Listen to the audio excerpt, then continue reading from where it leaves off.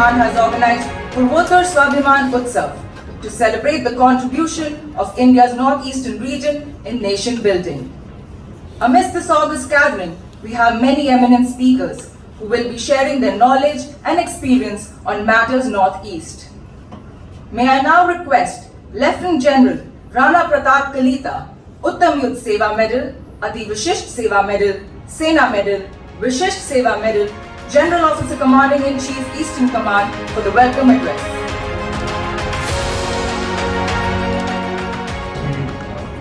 Extremely hearty welcome to all the distinguished panelists and the attendees here today morning. And I'm extremely grateful to the panelists for having taken out their valuable time to be present here today and tell us about the Northeast in general and the contributions of Northeast towards national building in particular.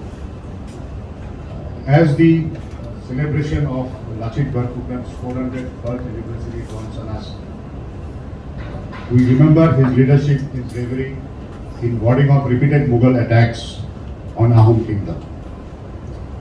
From the times of this great general to the present times, there have been numerous luminaries from the Northeast who have contributed towards nation building, some known and some unsung heroes.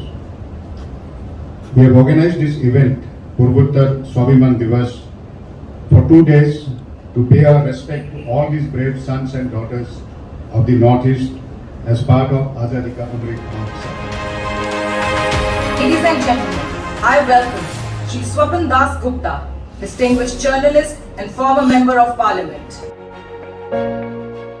Taking me to the Purvotar Swabhiman Utsav, which is part of the 75th year of Indian independence celebrations. Beginning the proceedings with a keynote address on a subject as varied as the Northeast is always a very daunting proposition. I am reminded about 50 years ago when I read an article by Professor Gopal, who was the son of Dr. Radhakrishnan, and in it he mentioned that whenever there is a discussion on India, one of the keynotes of a debating quip used to be, but what about the South?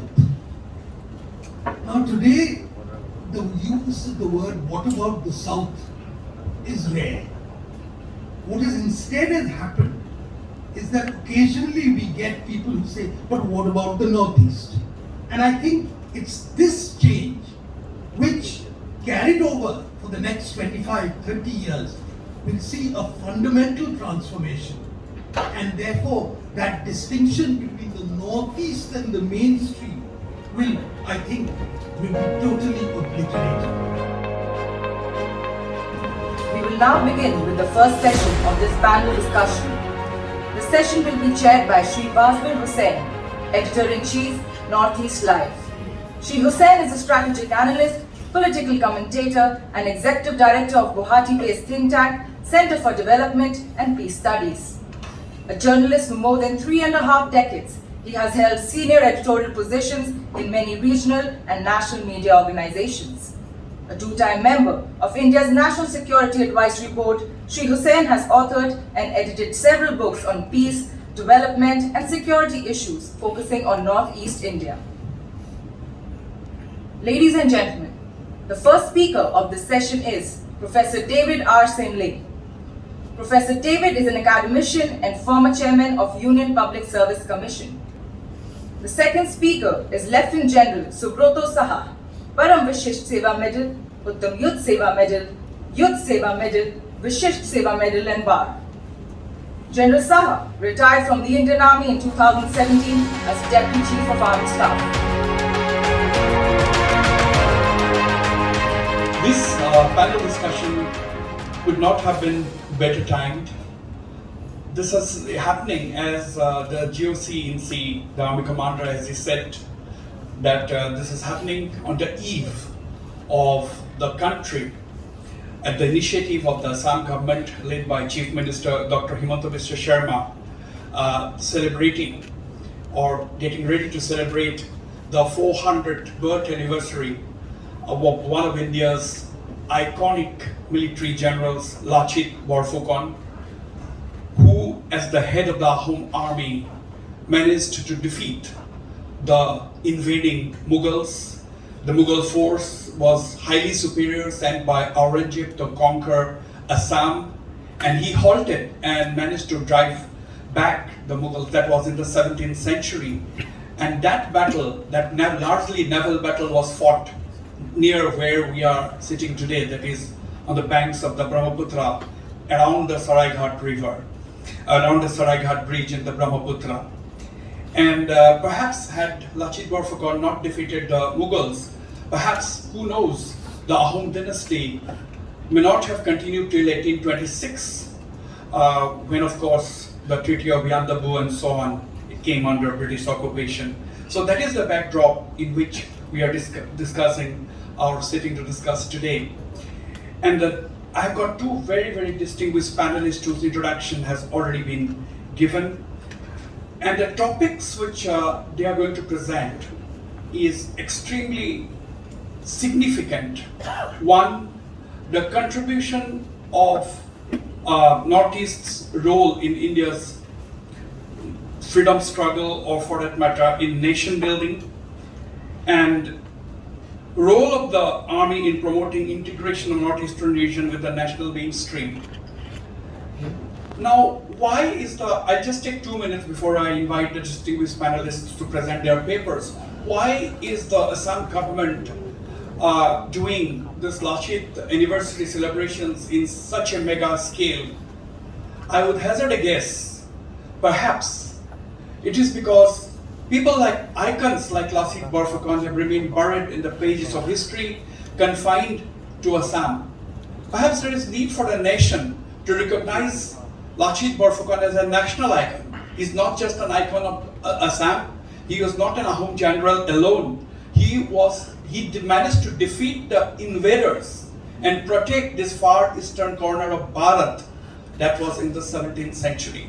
Therefore, these are national icons. If Chhatrapati Shivaji was battling the Mughals in Western India at that time, because Lachit Borphukan was a contemporary of Shivaji, but how many people outside the country know that? Similarly, our freedom fighters, Professor David Siamliye is going to speak on that. Our freedom fighters, whether it is Kukhal Kumar, whether it is Kanaklata of Assam, whether it is Tirat Singh of Meghalaya, whether it is Bir Tikendra Singh in Manipur, and so on and so forth, whether it is Rani Gaidilu, who was recognized by the Indian government later. How many people outside the country know? But that doesn't mean that the Northeast doesn't have a contribution. The Northeast's contribution has to be recognized, that it has to come into the national discourse. And that is the reason why I really love the efforts of the Eastern Command to engage in this kind of a discussion, because generally speaking, one would not have expected the army to have such kind of a seminar and discuss, but it is indeed a laudable effort, and therefore this is very, very significant. And secondly, the contribution of the Indian Army in promoting integration of Northeastern region and national mainstream. Every one of you officers of all ranks sitting in this hall, sitting in this place today, represent India. You know, you're from different parts of India. And if these officers alone are capable of integrating the Northeast with the rest of the country, because when you have your stints here, you go back and then talk about the region, I think you are all acting as ambassadors of the Northeast, not to speak of the social welfare work that the army is doing. Army is going beyond the call of duty. If there was an accident the other day in Mizoram where a stone quarry collapsed and 13 people died, it was the army who had descended on the scene. If there is a breeze has collapsed or washed away, it is the army which is on the scene. If there is a road accident in Arunachal Pradesh, it is the army on the scene. Now, army is recognized as the symbol of the Indian state, because there are parts in the Northeast even today where food has to be airdropped. Things are going to change drastically. Of course, thanks to our Prime Minister, who has described, as the lady officer had said, as this region as the Ashta Lakshmi.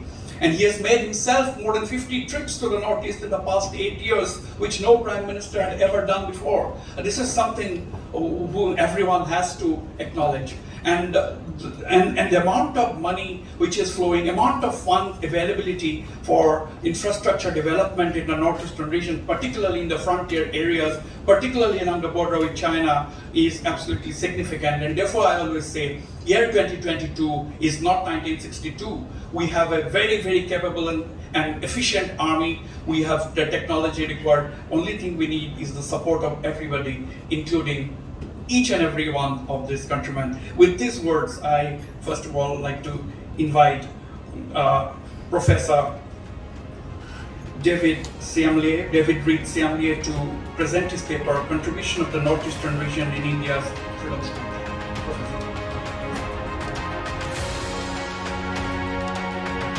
Which is celebrating the 50th anniversary of its foundation.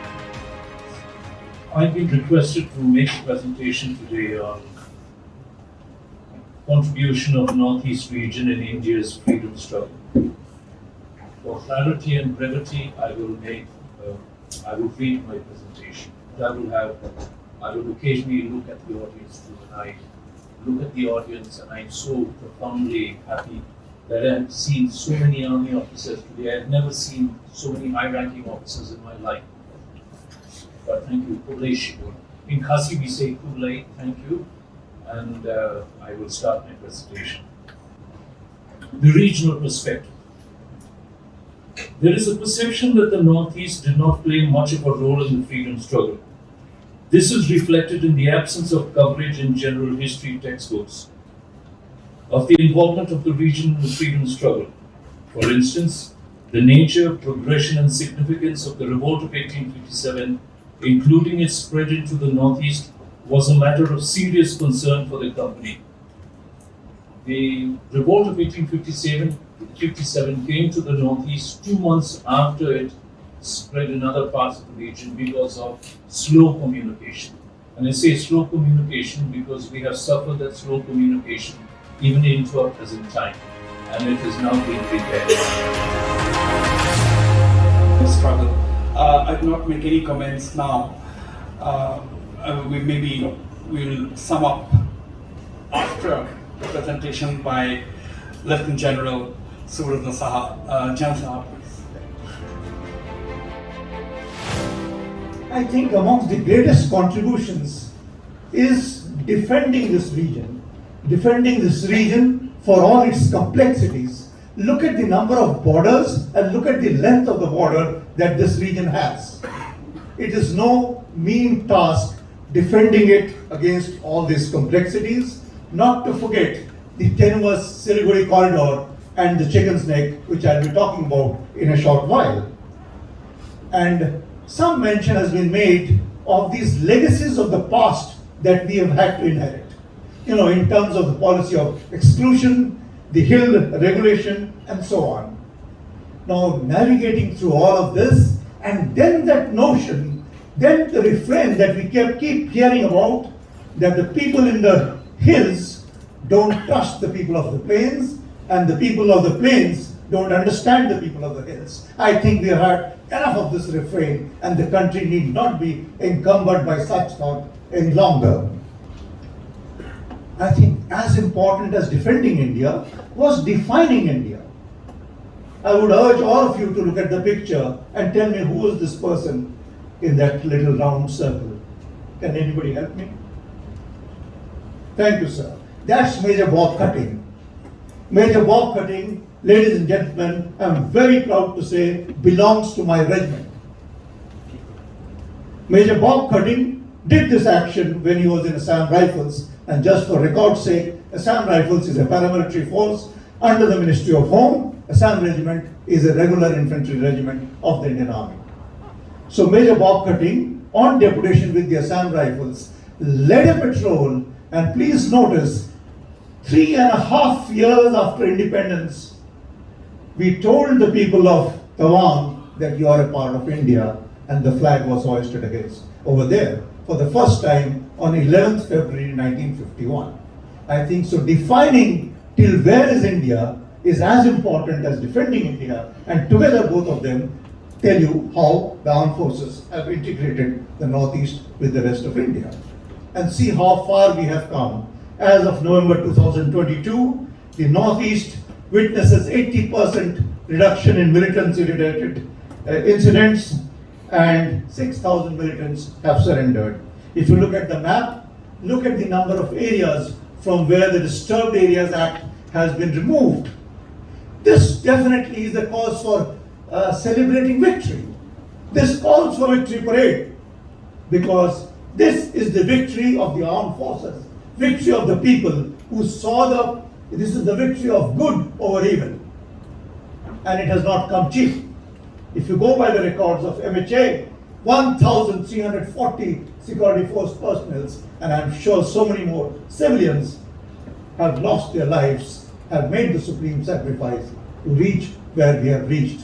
Having said that, I won't say it's all over. It's fragile, it needs to be sustained, and the pace at which it is being sustained, you've heard figures like 10% of all federal funds going in for it. I think excellent initiatives that need to be sustained so that we don't go back again. Basically, there's two presentations by Professor David Siamli on the contribution of the Northeastern region in India's freedom struggle, and by Lieutenant General Saha on the contribution of the Indian Army. 2-3 points have emerged. I'll just take 2 minutes to end this session. Basically, Professor David talked about how the rest of the region, rest of the country is not aware of the contributions of the freedom fighters from the region and so on. This brings us to the question, that is the reason why perhaps the Assam government, as I have said in the beginning, is organizing the Lasit Divas, the 400th birth anniversary celebrations of the great general in Delhi in such a mega scale. That brings to the question whether there is need to refocus our history to give Northeast its due place. Perhaps the answer is certainly yes. How you refocus, whether one single historian can refocus, can achieve this objective, unless there is a concerted effort on the part of the academia and the government to come together.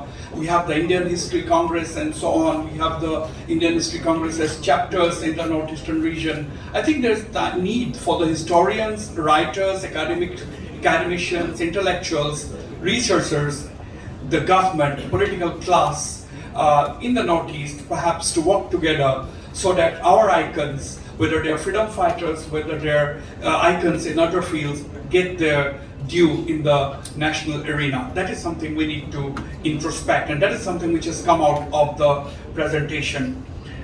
Secondly, General Subrata Saha has given a very, very exhaustive account of the various milestones that the Indian Army has been thrown into to deal with in the Northeastern region, and how successfully they have dealt with it right from the time of India's independence, or even before that, is something which is put on record. But one point I'd like to make, the contribution of the Indian Army in nation building, as I have said right at the beginning, that for everything there is the Indian Army, it goes out of its call of duty.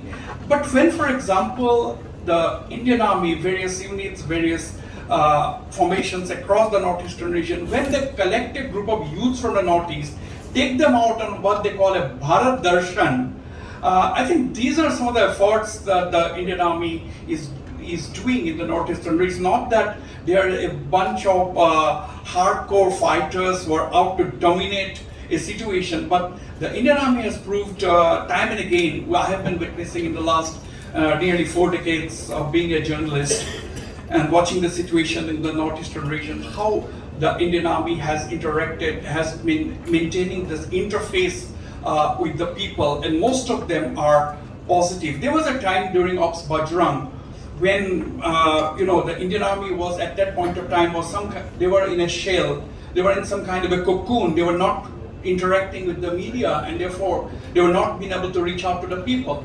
And I remember during that time, the GOC of the 4 Corps, at the time Lieutenant General R.K. Sauni, he discussed what is to be done. I said, please emerge, tell your officers to come out of the cocoon, because as professional journalists, we don't expect all of you to come and tell me each and everything that you know. I am not expecting that. But when I'm covering something, I expect at least to the level that you can say should be told, so that there is no misinformation circulating around, or so that the truth emerges. I think that has happened. Over the years, the Indian Army has been, they've been interacting a lot with the media, and through that they have been able to reach out to the people. And people have also been able to appreciate the good work of the Indian Army. I think this interface needs to continue, as Jilsa has also mentioned. I think this has been an excellent presentation by the two panelists, and I thank the Eastern Command, the GOC-in-C and General Panchanathan for giving me this opportunity to participate in this very enlightening engagement this morning. Thank you very much.